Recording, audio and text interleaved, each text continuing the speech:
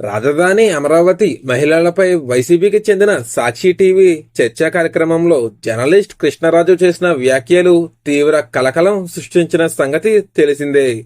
అలాంటి వేళ వైసీపీ నేతలు తమ తీరు మార్చుకోవడం లేదు. సాక్షిలో చేసిన ఆ వ్యాఖ్యలను పార్టీ సీనియర్ నేత సజ్జల రామకృష్ణారెడ్డి సమర్థించుకున్నారు.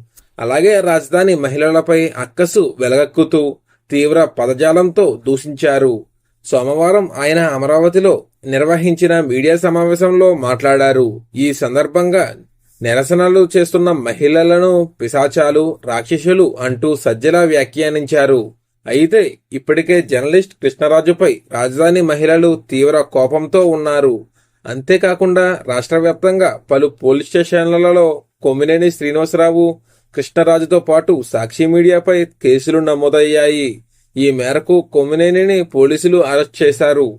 అలాంటి వేళ ఈ వ్యవహారంపై అమరావతిలో సజ్జల రామకృష్ణారెడ్డి స్పందిస్తూ మహిళలపై ఇలాంటి తీవ్ర వ్యాఖ్యలు చేయడం సొంత పార్టీలో సైతం తీవ్ర అసంతృప్తి కనిపిస్తోంది.